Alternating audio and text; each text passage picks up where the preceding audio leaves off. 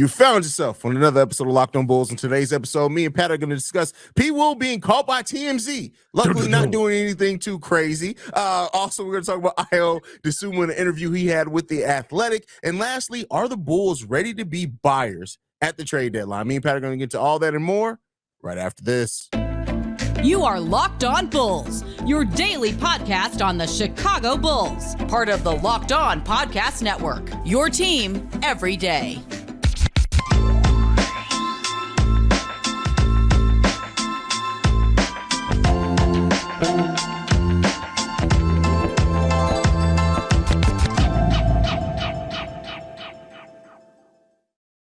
Thank you for tuning in to Locked On Bulls, member of the Locked On Podcast Network, where it's your team every day. That's Pat the Designer, host and creator of the Windy City Breeze and host of the Chicago Bears podcast over at ESPN 1000. I'm Haize, host and creator of Chicago Bulls and Chicago Bears Central.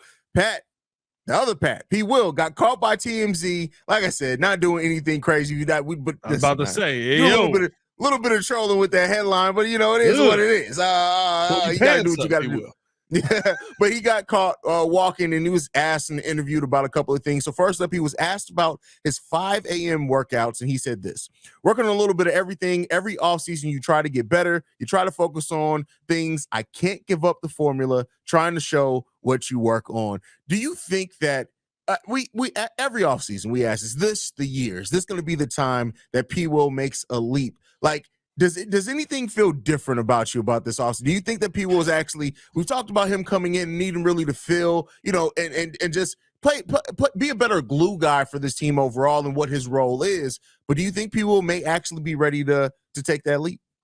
What feels different about me coming into this offseason or coming out of this offseason, I should say, is P. Will left last season as the best at something that we did. He was our best three-point shooter. That's a great point. And I believe percentage-wise, whatever that percentage is, like the amount of shooting percentage on catch-and-shoot shots, I believe he was our best catch-and-shoot player as well. So you left the season being the best at something, and you're going to work on more of that during the offseason. I think that is something that at least left me feeling like, okay, I see development in P. Will. I see him at least getting good in this situation. And I know that right now down low, Vooch can kind of count on him to be confident in his shot, because me and you have both talked about, right, leaving last season, P. Will's shot was quicker. Yeah. He was absolutely more confident, trusting it more, and was just letting it fly, not trying to get to that mid-range little that float that why don't it fall? It should fall, bro. It's like a little pump fake. They jump, he gets to the middle, throws that little float, and he missed every time, bro. I don't think I've seen him make one. It's crazy.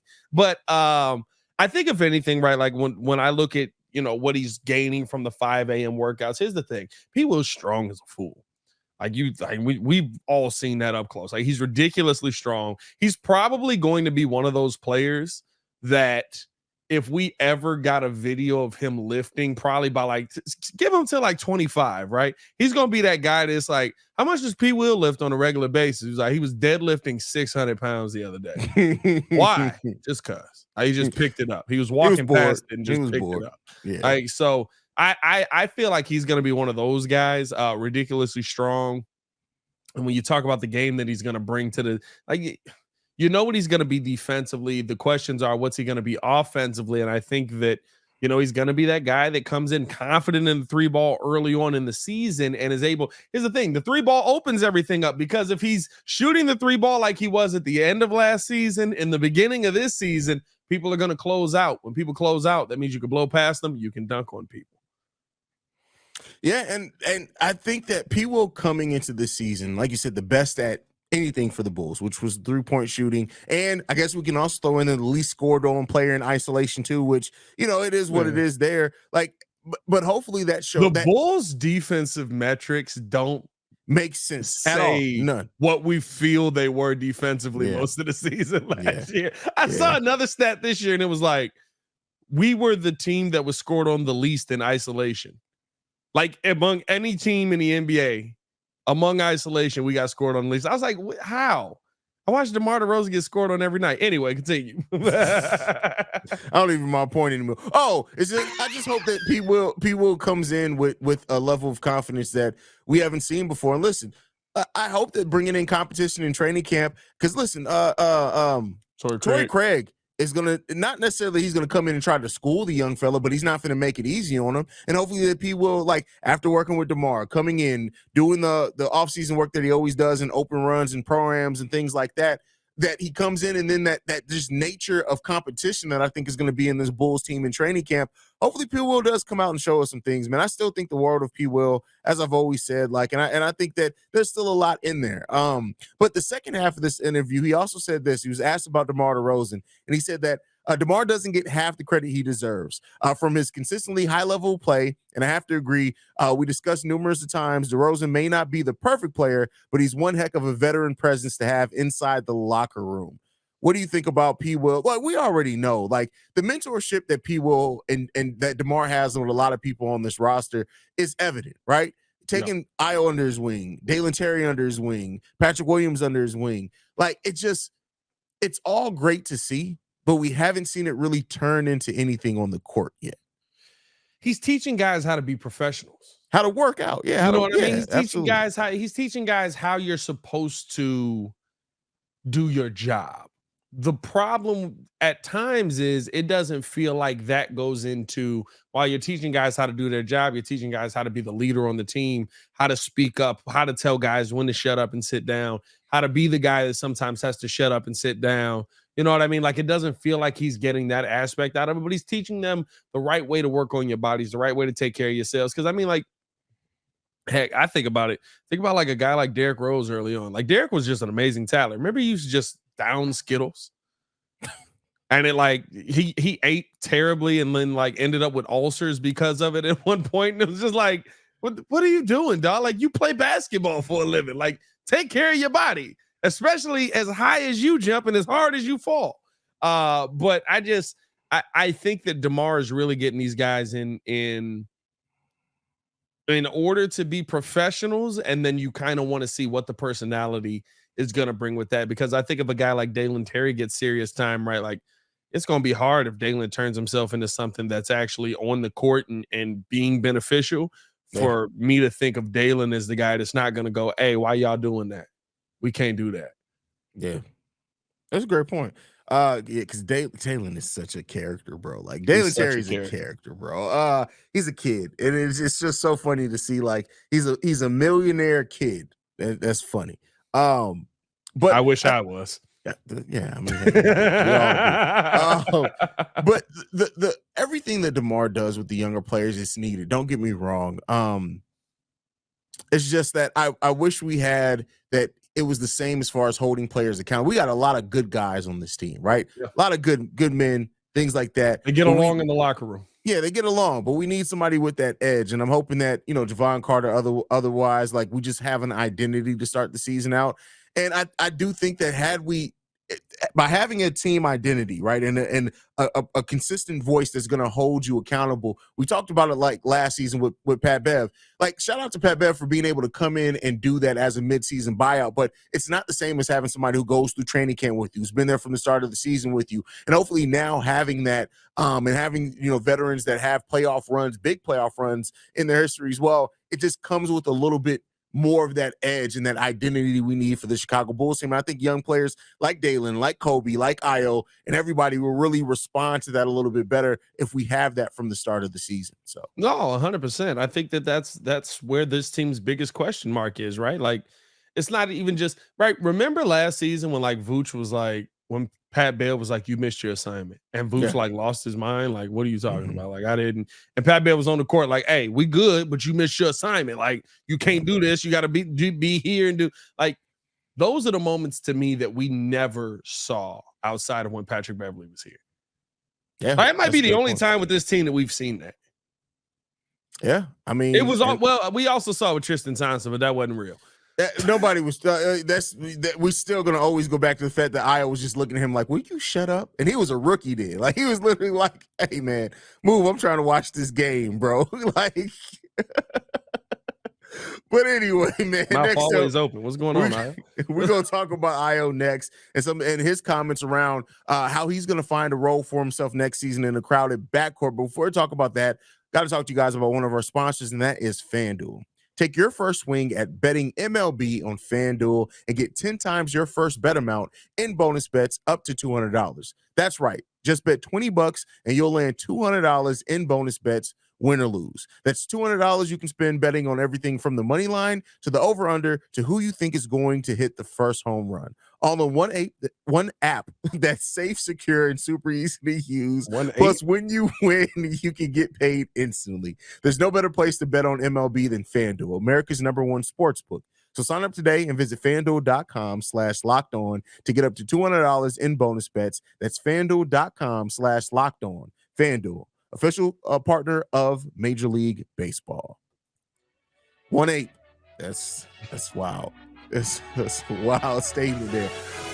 With that being said, let's go ahead and get into it, man. So Ayo Dosunmu was interviewed by The Athletic, and I want to talk about a specific thing from this interview. He was asked about the crowded backcourt and how is he going to, kind of crack that backcourt. And he said this, I'm going to make a way.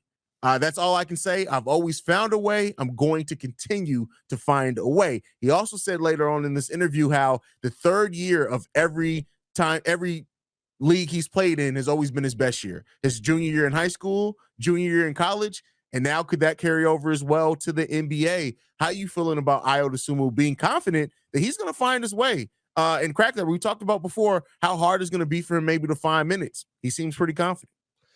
Well, it's all about if he gets the defensive the defensive acumen back in order, right? Like that's what we were looking for from Ayo at a minimum coming into this season, right? We just knew.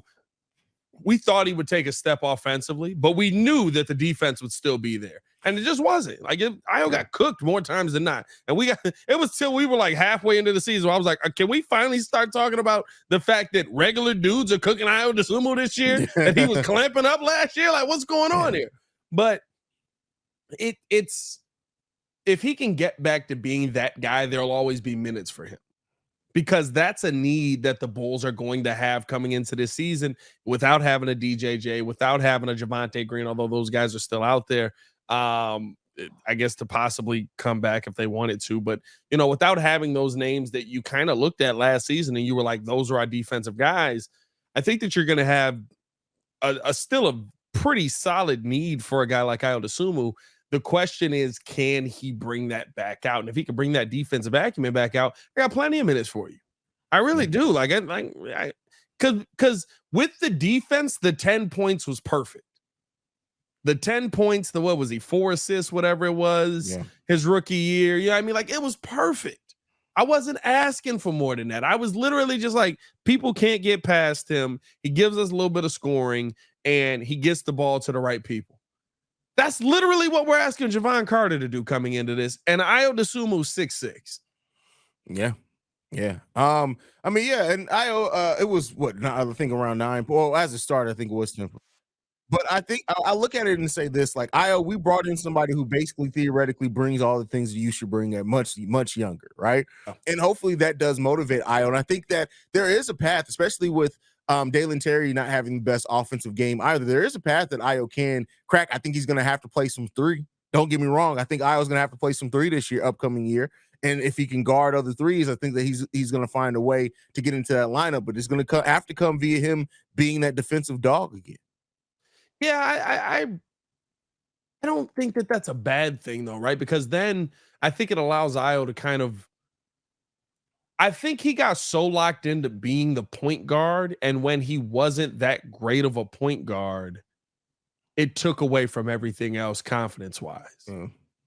Because remember, rookie year, like, he was literally just the point guard, and so, he kind of had the success. People didn't know how to attack him. People didn't know how to slow him down. Drew Holiday figured it out every time, apparently. But I think that just having that and thinking, like, you're having this expectation of, hey, I'm going to come into the season. I'm going to be the starter. I'm going to take another step. And then, you actually regress in a lot of situations. I think it affected everything in his game. The number one thing for me with Ayo that has to improve this season if anything, is I truly believe this. I think Ayo Dosunmu could be the leader that the Bulls need in the long run. But he's got to be confident enough in his game to be that guy. Because remember, rookie year, Ayo was the one always pulling people away from text. Yeah. Always bringing the huddle together to talk. Right? Like he still had that Illinois confidence. Year 2, he didn't have confidence in his game. We didn't see that as much. The Bulls got in a lot of tough situations. I don't know if he didn't feel like he had a right to speak to these guys because he was the young guy in the starting lineup. I don't know what it was. But year 3, if I could get anything out of Ayo Dosunmu, the defense and that young kid that still had that Illinois Sweet 16 confidence that he was like, hey, no, DeMar, we don't need that. Come here. Like we good here. That's what I would love to see back from Ayo Dosunmu. And I think those are the things that he could do to really keep his place in the rotation. Yeah. I mean, I understand, as Bulls fans, as a community, we're either hot or cold on a player. We very rarely just stay even kill. Like Ayo still, I hate to see how like the Bulls community has really turned on Ayo, like acting like he's a bust. Like, he's already accomplished more than what most second round picks accomplish, right? Like, let's just be clear there. And he had a sophomore slump. Let's not write the story on him quite yet. He has more than enough time to correct it. And with his defensive ability and that defensive ceiling that he showed, to your point, like there's always going to be minutes and a role for a player that can play that brand of defense. He just has to show he can get back to doing that consistently. That's it. Now, on the flip side, he was bad. Right? Like we can't say he was bad last season. He was bad. And he and I think here's the thing with Ayo. Now is the pressure on Ayo, even though it's only $7 million, but because it's guaranteed, because it's like you're gonna get this money. AK, I'm telling y'all, AK's out there throwing out Ryan Pace deals out here. He's like, I believe in you. I trust you. Go out there. Hey, listen, Cody Parkey missed. You know what I mean? We believed in him too. You know what I'm saying? Like, I really question, is the pressure on him now, because guess what? All of this money is guaranteed to you. And it's not crazy money, right? Like, I'm not saying like he's got, oh my God, money for the next 3 years, but this is $7 million to a second round pick who had a major step back last season. Can he regain his confidence by AK just having that trust in him to say, listen, we know you had a down year. Go ahead and run this back, and we're going to keep you around, and you can make more money at a certain point if you keep this up. Yeah, I mean, listen, Ayo will still be, by the end of this deal, 26, 27. So he has more than enough time to still make some money. More than enough money if he wants to get that next contract. So yeah, listen, this was a long-term prove-it deal. This basically just extended his rookie window, and then to say, hey, all right, this is what you're here, you're gonna be here. Now show us what you really got. Yeah, that's it. Nah, it's gonna be. I'm excited to see what his season is gonna bring. Here's the thing. Watch him play some small ball forward. No, center, baby. Here's the thing about what AK's doing, and I know a lot of people hate it.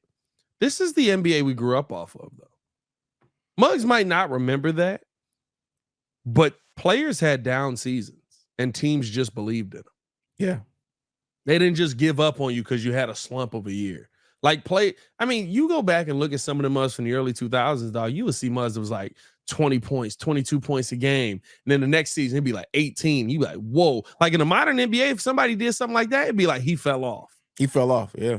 Like, trade him, get rid of him. Like, this is what we grew off of it. So I do, as much as people dislike it because it's not the microwave success, I do respect AK for saying, I think that we were literally this position away, and these guys were really good when we had this position. Let's try this again with this position.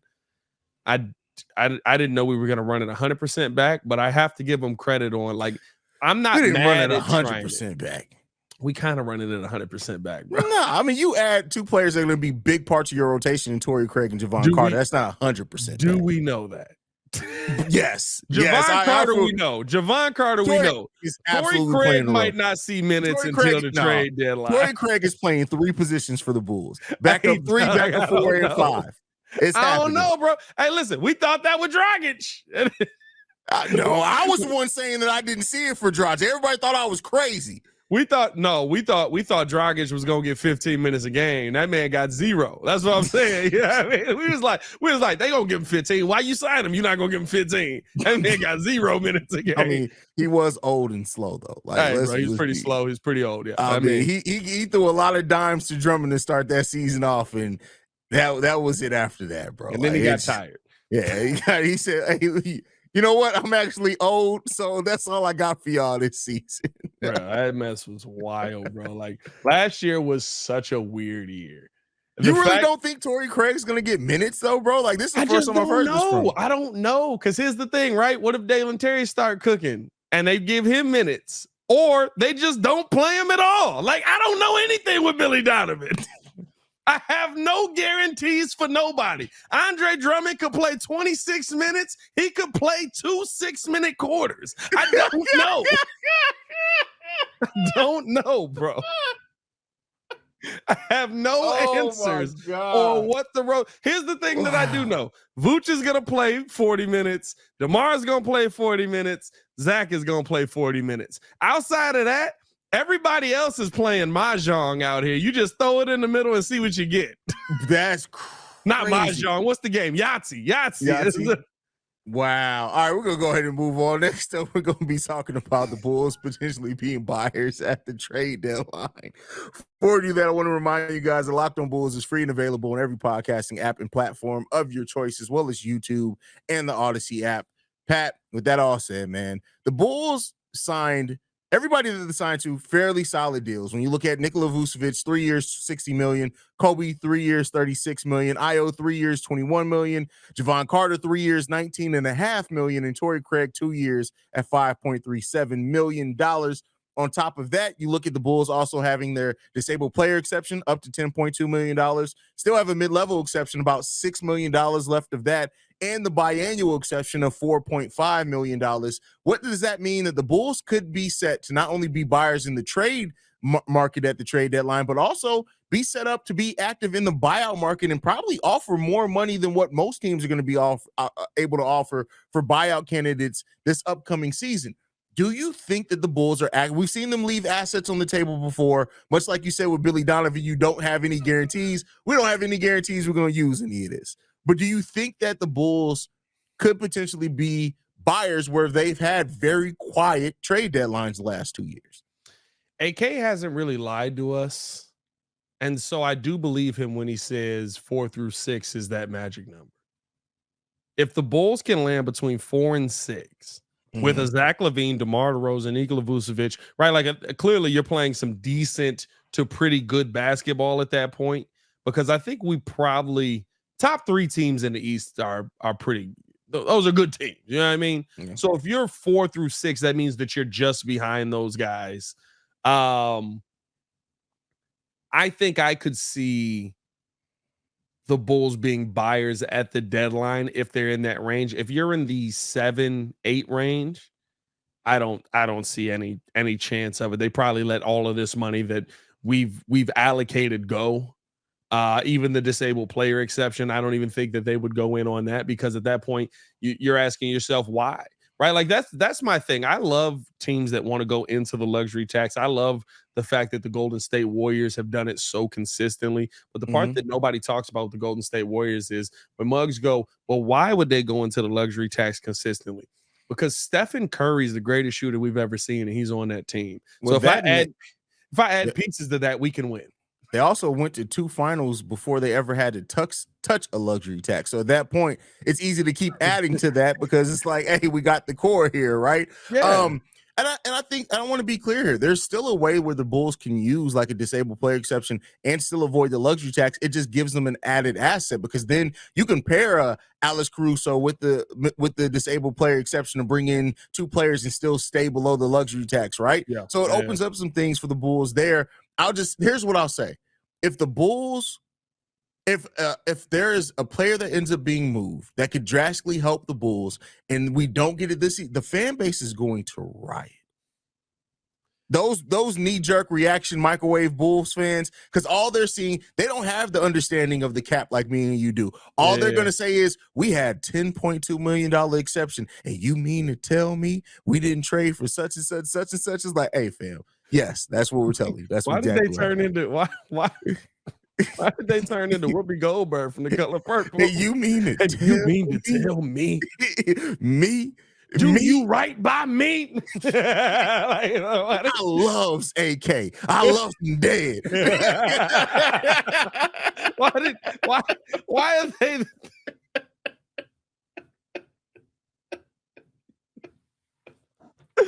don't get it. Why? Oh God. I don't know, man. Like Hey, I don't know how many people expect to hear Color Purple reference on a Bulls podcast. That's wild, bro. Hey, bro, if you ever watched The Color Purple on repeat because you was at your grandmama's house, I'm sorry for you as well, because I was tired of that movie. Bro, it wasn't even The Color Purple. My grandmama's house, bro. It was Roots. I was so tired of seeing Roots, Roots bro. Was tough, bro. Because and I'm like, man, these people dying. Like, Grams, come on, man. Can I go outside? Hey, and this is the tough part. They just sitting there getting madder and madder. And you just listen. I love my grandmother. Shout out to my grandmother, Helen. Rest in peace to her soul. But the thing that used to make it even worse is she pop her teeth out and put them in that cup of that solution, that water, and be sitting there watching Roots, and I just be like, hey, man, what are we doing, bro? Yo. Seeing your grandparents pop their teeth out is the craziest thing in the world, bro. Bro, when they throw it in that water and them bubbles start coming up, you be like, what's on them teeth, Joe? What's on them teeth? Nobody's talking about. Why aren't we having this conversation? Oh, man. And then she used to get them back in so quick. The next thing you know, you just hear, like, just chomping and be like, your teeth was just in the cup. What happened? How did we get here? Shout out, boy, your granddaddy brought the corn on the cob. You know I need my teeth for that. Oh, man. Jesus. How did we even get here, bro? Bro, I have no idea. Started with The Color Purple. I don't even know what joke we said to get here. Oh, man. But I think at the end of the day, when you look at this Bulls team, there's a lot that AK has riding on the first before the trade deadline on this season. And if Javon Carter, remember, we didn't start last season with a guarantee at point guard. Me and you both said we really think Lonzo's coming back. Yeah. Yep. Now they have even if you feel like Kobe White wins the job at the point guard position, you feel like you have a point guard who's got a better handle on the situation than what you came into the season with last season. Yeah. I would not be surprised if we are talking about the Bulls being buyers, but I think it's all dependent on what this team is. And you know, with how many teams are going to be near that second apron. I mean, like Muzz basically just said, oh, the second apron, we're not really paying attention to that yet until they start looking at like, hey, we're seventh and we're set to pay how much? $60 million in just luxury tax. Trade them, get them out of there. I'm just like I'm amazed with what Phoenix was able to do. But even with that, right? Like, there's going to be a lot of teams that I think this season are going to get to a point where they just start looking around and they're just like, it's not worth it for us to pay this. Very much like I said with the Bulls, right? Why go into the luxury tax? That was the point I was making. I don't know how we got to the color purple. Why go into the luxury tax when you know that going into the luxury tax is going to get you maybe to the first round and beat? Yeah. But if you feel like I'm going into the luxury tax to add a piece that's going to get me to competing in an ECF, I could see that. I wouldn't be surprised by that. What are the chances, before we end the show today, what are the chances that you think that the Bulls can be 4-6 by the trade deadline? I don't think they're that out of the realm of possibility, because to me, like I said, I'm just looking at the numbers. I've seen what Zach LaVine is when somebody else is running the point guard position, and he had to take on those responsibilities along with DeMar DeRozan way too much last season. Mm-hmm. That's a 61% win percentage on those teams. if the numbers continue, which is probably what AK is looking at, we could be talking about the Bulls not only being 4-6, but possibly one of the top 3 teams in the East. Remember, with the point guard, we were the best team in the Eastern Conference and the second best team in the NBA. Now, that was 2 years ago. It was 35 games. Man, you want to know what's tough? It's not the same. I almost, though, get the same feeling watching Lonzo Ball highlights that I get watching Derrick Rose highlights. It's not the same. It's not the same type of. I get what you. The game was good so. It was so. 35. Yeah. He was great in those 35 games. So okay. So top 3 of the East. I'm just guessing we agree. Milwaukee, Boston, 76ers. Right? Is that what we're giving it? Not in any particular order. Is that what we're looking at as the top 3 in the East? Maybe I could see 76ers being 4, Cleveland 3 possible. Okay, that's fair. That's fair. So that would mean that the Bulls would have to be better than the Knicks, Nets, Hawks, Heat, Raptors, and Pacers. I think that they can do it. There's a chance. I'm not going to give it a big chance. His problem though, right? I don't know what the Heat are right now. Well, we don't know because the Heat can make a trade tomorrow that completely changes everything. Yeah. I don't know what the Heat are right now, so I guess I'll leave that one in limbo. So maybe they're top 3 in the East. But yeah, I think the Bulls can be in that mix. You're talking about Brooklyn. You're talking about, Atlanta. Atlanta is not good to me. I'm sorry. I just watched that team. I'm just like, no. I expect them to lose. Every time I see them play, I'm just like, yeah, I expected that. I guess we'll see, man. It's going to be a fun season shaping up, man. We're going to be covering every step of the season. But, Pat, man, go ahead and send us off, brother. Follow us on everything at Locked On Bulls. You can follow me on everything at Pat The Designer. Y'all go check out the color purple, man. You can follow me at CEO Haize, at CEO Haize. And thank you for tuning in and making Locked On Bulls your first listen every day. Me and Pat will be back tomorrow breaking down more Bulls topics. And who knows what else may pop up on the list. We may get a Friday reference tomorrow. You just never know. But we want to thank you guys for Pat the Designer. I'm Haize. This has been Locked On Bulls, man. And we out here. Peace, y'all. Peace.